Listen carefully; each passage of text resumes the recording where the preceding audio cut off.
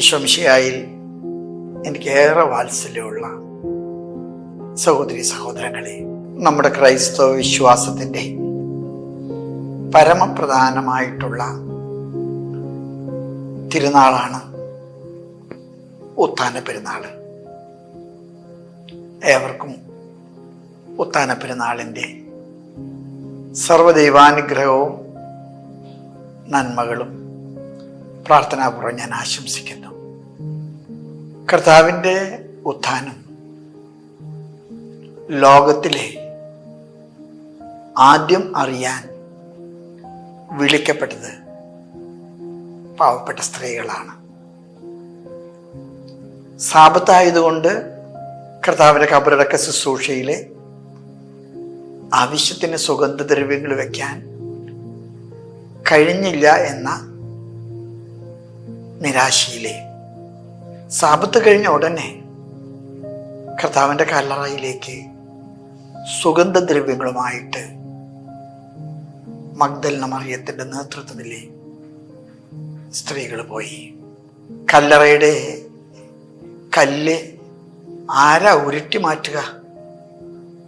അസാധ്യതകളുടെ നടുവിലാണ് അവർ കല്ലറയിലേക്ക് പോകുന്നത്. അവിടെ ചെന്നപ്പോഴേ കല്ല് ഉരുട്ടി മാറ്റപ്പെട്ടതായി കണ്ടു. അതൊരു അത്ഭുതമാണ്. പക്ഷെ കർത്താവിൻ്റെ ശരീരം കല്ലറയ്ക്കകത്തില്ല. കർത്താവിന് ആരോ കട്ടുകൊണ്ടുപോയെന്നാണ് പാവപ്പെട്ട സ്ത്രീകൾ കരുതിയത്. നിരാശ കൊണ്ട് അവർ ചുറ്റും അന്വേഷിച്ചപ്പോൾ അവരൊരു വിളി കേട്ടു. കർത്താവിൻ്റെ സ്വരം, മറിയം. ആ വിളിക്ക് മറിയം കൊടുക്കുന്ന മറുപടി വിശ്വാസത്തിൻ്റെ ഏറ്റവും വലിയ പ്രഘോഷണമാണ്. റബ്ബോണി, നാഥ. മറിയമാണ് ഉത്ഥിതനായ കർത്താവിനെ ആദ്യമായിട്ട് ആരാധിക്കുന്നത്. സ്ത്രീകളുടെ കഥ പറയുമ്പോൾ നമ്മൾ മനസ്സിലാക്കേണ്ടത് ഒരു കാര്യമുണ്ട്. കർത്താവിൻ്റെ കല്ലറ തേടി പോകാൻ അവർ കാണിച്ച കാഴ്ചപ്പാട്. പ്രതിസന്ധികൾ മുമ്പിലുണ്ട്, ധാരാളം പ്രശ്നങ്ങളുണ്ട്. പക്ഷെ അവർ മുന്നോട്ട് പോയി. ഉത്ഥാന പെരുന്നാള് നമ്മുടെ മുൻപിൽ വെക്കുന്ന ഒരു വലിയ സാധ്യതയുണ്ട്. പ്രതിസന്ധികളൊന്നിൻ്റെ അവസാനമല്ല. പ്രശ്നങ്ങൾ ഒരിക്കലും തീർന്നിട്ട് നമുക്ക് ജീവിക്കാൻ പറ്റില്ല. പക്ഷെ പ്രശ്നങ്ങളെ പരിഹരിക്കുന്ന ഒരുവൻ നമ്മുടെ കൂടെയുണ്ട്. നമ്മൾ പ്രതിസന്ധികളുടെ നടുവിൽ ഉത്തരമില്ലാതെ നട്ടം തിരിയുമ്പോൾ കാതുകോർത്താലേ നമ്മളൊരു സ്വരം കേൾക്കും, മറിയം. എന്നാണോ നമ്മുടെ പ്രതിസന്ധികൾ വലുതാകുന്നത്, അന്നാണ് കർത്താവ് നമ്മെ പേര് ചൊല്ലി വിളിക്കുന്നത്, മറിയം. ഈ സ്ത്രീകൾ കാണിച്ച ഒരു മഹാമനസ്കതയുണ്ട്.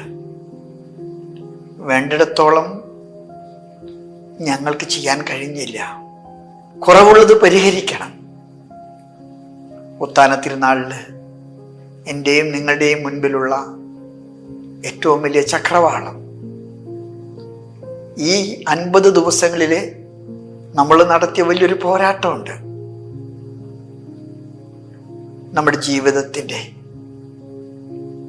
പാപകരമായ മേഖലകളെ അടിച്ചു വൃത്തിയാക്കാൻ നമ്മൾ നടത്തിയ വലിയ പരിശ്രമം. ഉത്ഥാന തിരുനാള് നമുക്ക് നൽകുന്ന ഏറ്റവും വലിയ പ്രത്യാശ എന്താണെന്നറിയാമോ?